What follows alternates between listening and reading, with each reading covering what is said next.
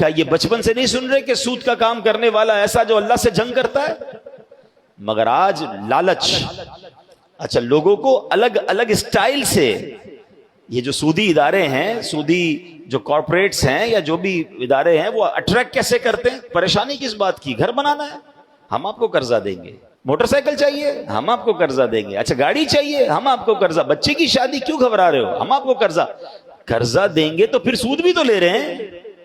بندہ کہتا ہے ابھی تو کام پورا کر لو نا، ابھی تو ذرا تھوڑا عزت رہ جائے، ابھی بچی کی شادی کر لوں، ابھی اچھی گاڑی لے لوں، ابھی گھر بنا لوں، پھر تھوڑے تھوڑے کر کے دے دوں گا۔ ہم نے کئی لوگوں کو برباد ہوتے دیکھا ہے، بڑے بڑے امپائر، بڑی بڑی عمارتیں، بڑی بڑی فیکٹریاں ہم نے بکتے دیکھی ہیں۔ جو بزرگ بیٹھے پوچھو ان سے، پیچھے سے بات کیا نکلتی ہے کہ یہ سب کچھ سود پر قائم تھا، یہ سب کچھ حرام پر قائم تھا۔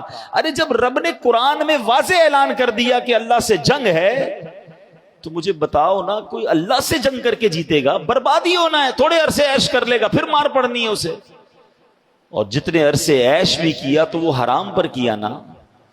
اور آپ کو پتہ ہے یہ کس قدر حدیثوں میں سود کے بارے میں اس کی مذمت بیان ہوئی ہے۔ لیکن پہلے میں ایک اور بات بھی بیان کر دوں کہ ایک بات سمجھنی ہے، دو ایسے گناہ ہیں جن پر اعلان جنگ کیا ہے اللہ نے، ان دونوں گناہوں سے ہمیشہ بچنا۔ آپ خود بھی بچیں، اپنے بچوں کو بھی بچائیں، خاص تاکید کریں کبھی ان گناہوں کے قریب مت جانا۔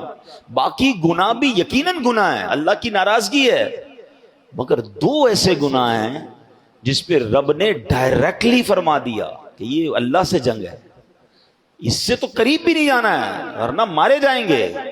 ایک کیا ہو گیا؟ سود ہو گیا۔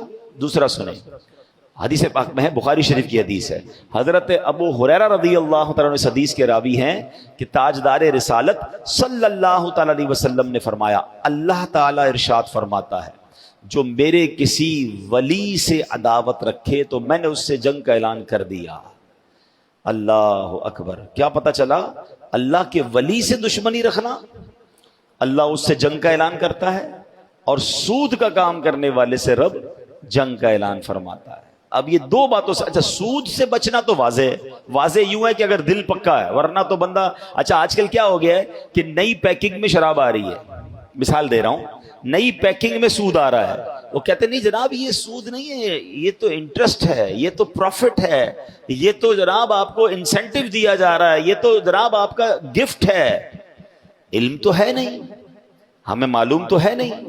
یاد رکھیے، جو قرض پر نفع ہوتا ہے، ٹھیک ہے، آسان لفظوں میں کہہ رہا ہوں، ویسے تو اس کی بڑی ڈیٹیل ہے، جو قرض دے کر نفع لیا جاتا ہے، مال کے اوپر نفع ہوتا ہے، وہ عموماً سود ہی ہوتا ہے۔ ہاں اس کی اگر کوئی جائز صورت ہے تو وہ علماء بتائیں گے نا، میں اور آپ تو مفتیان کرام نہیں اپنی طرف سے فیصلہ کر لیں، یار میرا دوست کاروبار کر رہا ہے، ایسا کرو 5 لاکھ روپے لے لو، مہینے کے 10,000 روپے دے دینا، چلو کبھی 11 دے دینا، جیسی مرضی کبھی 9 دے دینا، آپس میں کہتے میں نے فکس تو نہیں کیا نا، میں کبھی 10 لیتا ہوں، کبھی 9 لیتا ہوں، کبھی 11 لیتا ہوں۔